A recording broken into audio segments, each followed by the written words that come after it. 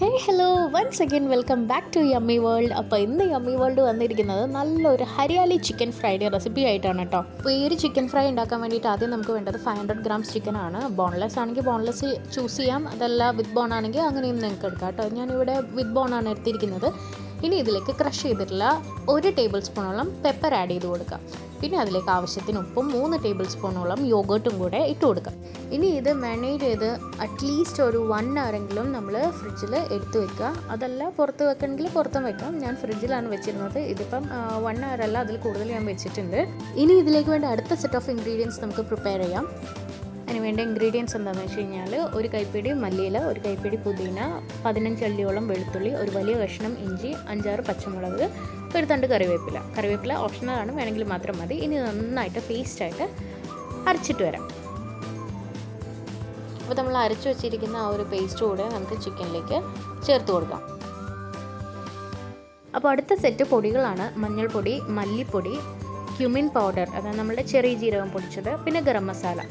ഇതിൽ മല്ലിപ്പൊടി ഒഴികെ ബാക്കിയെല്ലാം ഞാൻ 1 ടീസ്പൂൺ വീതമാണ് ഇട്ട് കൊടുത്തിരിക്കുന്നത്. മല്ലിപ്പൊടി മാത്രം 1 ടേബിൾ സ്പൂണാണ് യൂസ് ചെയ്യുന്നത്. ഇനി ഇതിലേക്ക് 1 ചെറുനാരങ്ങയുടെ നീര് പിഴിഞ്ഞ് ഒഴിച്ചു കൊടുക്കാം. നമ്മൾ ആദ്യം ഇത് യോഗേർട്ട് വെച്ചിട്ട് മിക്സ് ചെയ്ത് വെക്കുന്നത് എന്തിനാണെന്ന് വെച്ച് കഴിഞ്ഞാൽ ചിക്കൻ നല്ല ടെൻഡറായിട്ട് നല്ല ജ്യൂസി ആയിട്ട് ചിക്കൻ കിട്ടാൻ വേണ്ടിയിട്ടാണ്. അതിനകം നല്ല ജ്യൂസി ആയിരിക്കും. അപ്പോൾ അതിന് വേണ്ടിയിട്ടാണ് നമ്മൾ യോഗേർട്ടിൽ മാരിനേറ്റ് ചെയ്ത് വെക്കുന്നത്. പിന്നെ ചെറുനാരങ്ങ ചേർക്കുന്നത് എന്താണെന്ന് വെച്ച് കഴിഞ്ഞാൽ ആ മസാലയുടെ കൂടെ ഒരു പുളി വരുമ്പോഴത്തേക്കുമാണ് ഈ ഒരു ചിക്കൻ ഫ്രൈഡ് ടേസ്റ്റ് കൂടുന്നത്. അപ്പോൾ അതിന് വേണ്ടിയിട്ടാണ് നമ്മൾ ചെറുനാരങ്ങ യൂസ് ചെയ്യുന്നത്. അപ്പോൾ വീണ്ടും ഒരു 10 മിനിറ്റ്സ് ഞാനിത് റെസ്റ്റ് ചെയ്യാൻ വെച്ചിട്ടുണ്ട്. അതിനുശേഷം ഞാൻ ഓയിൽ വെച്ചിട്ടാണ് ഇത് ചെയ്യുന്നത്. ഡീപ്പ് ഫ്രൈ അല്ല ചെയ്യുന്നത്, ഷാലോ ഫ്രൈ ആണ് ചെയ്തെടുക്കുന്നത്. കുറച്ച് ഓയിൽ മാത്രം മതിയാവും അടച്ചു വെച്ച് വേവിക്കുമ്പോഴേക്കും.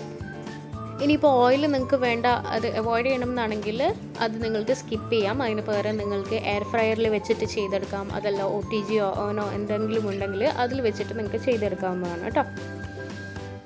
അപ്പോൾ ഇത് വെളിച്ചെണ്ണയോ സൺഫ്ലവർ ഓയിലോ എന്താണോ നിങ്ങളുടെ കയ്യിലുള്ളത് അതിൽ വെച്ചിട്ട് ചെയ്തെടുക്കാം. ഇനി ഇതൊന്ന് ഷാലോ ഫ്രൈ ചെയ്തെടുക്കുക. ഞാനൊരു 10 മിനിറ്റ്സ് വെച്ചിട്ട് 2 സൈഡും നന്നായിട്ട് കുക്ക് ചെയ്തെടുക്കുന്നുണ്ട്. എപ്പോഴും ചിക്കൻ വാങ്ങിക്കുമ്പോഴത്തേക്കും ഒരേപോലെ ഫ്രൈ ചെയ്ത് വെറുതെ എന്തിനാണ് നമ്മൾ ബോറടിക്കുന്നത്? ഇതുപോലെ ഇഷ്ടംപോലെ റെസിപ്പീസ് യൂട്യൂബ് നോക്കിക്കഴിഞ്ഞാൽ കിട്ടുമല്ലേ. അപ്പോൾ നിങ്ങൾ അങ്ങനെയൊക്കെ റെസിപ്പീസ് വെച്ചിട്ട് ട്രൈ ചെയ്ത് നോക്കുക. അപ്പോൾ യൂട്യൂബ് നോക്കിക്കഴിഞ്ഞാൽ നിങ്ങൾക്ക് ഒരുപാട് ഹരിയാലി ചിക്കൻ നിങ്ങൾ സെർച്ച് ചെയ്ത് കഴിഞ്ഞാൽ ഒരുപാട് വീഡിയോസ് നിങ്ങൾക്ക് കാണാൻ പറ്റും. ഇതെൻ്റെ റെസിപ്പിയാണ്. അപ്പോൾ നിങ്ങൾക്ക് ഇഷ്ടപ്പെടുകയാണെങ്കിൽ കമൻറ്റ് ബോക്സിൽ കമൻറ്റ് ചെയ്യാം.